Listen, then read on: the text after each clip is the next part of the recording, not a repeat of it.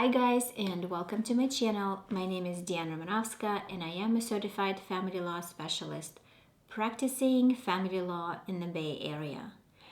As the summer comes slowly to an end, prenuptial agreements are still a hot item. Clients would like to get married and would like to create a valid prenuptial agreement, and I decided to make this video so that you have an understanding about how to create a valid agreement. Let's get started. So, number one, first of all, a prenuptial agreement needs to be signed by both parties, and it's regulated in Family Code section 1611. It has to be in writing. I personally prefer notarization. Why? I don't want any spouse later say, I have not signed this agreement, someone else did, my signature was forged. So if the spouse goes to a notary, you have to show your ID, and the notary confirms that the person who is signing is the person who is signing. So there is no possible claim later to say, I wasn't me. Second, the agreement doesn't have to have consideration like an usual civil agreement, meaning there has to be no exchange of money or anything like that. It can be one-sided, which potentially leads to other problems. However, there has to be no performance or consideration.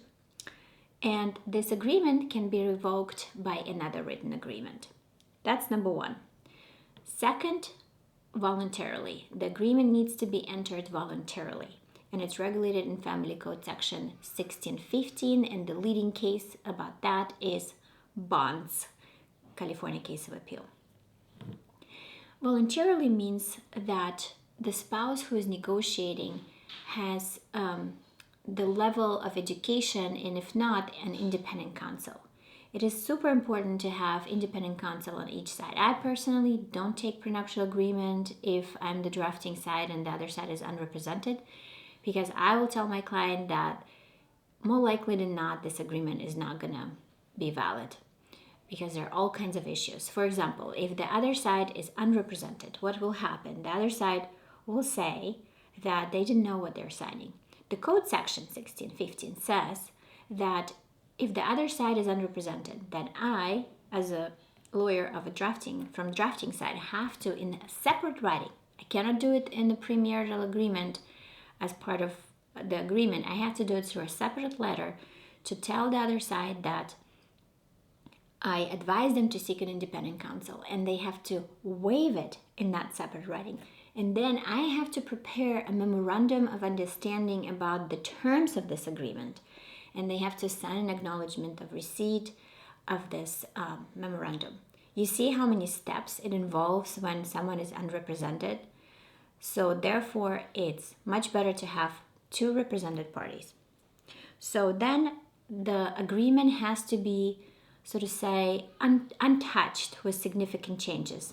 Name correction is fine. Significant changes cannot be made 7 days prior to signing the final version. It's very important, and before 2020, it was that rule of 7 days didn't apply if the side against whom the agreement is enforced was represented by counsel. Now it doesn't matter. 7 days have to be followed. 7 days untouched, meaning you negotiated the agreement, and then 7 days before signing, don't touch it, then sign it. All right, and then what else? And the final consideration, the court has always a discretion to set aside an agreement if there is duress, fraud, undue influence.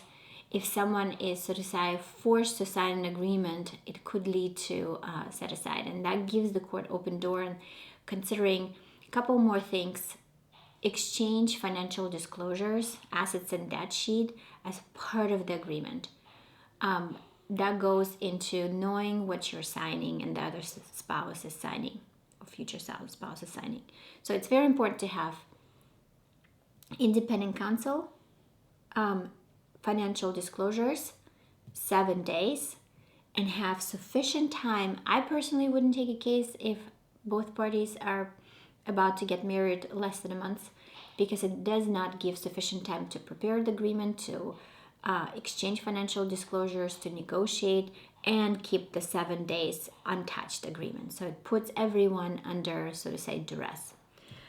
I hope that was helpful, and if you have any comments, you can comment down below. And if you like the video, like it, subscribe, and I will see you soon. Bye.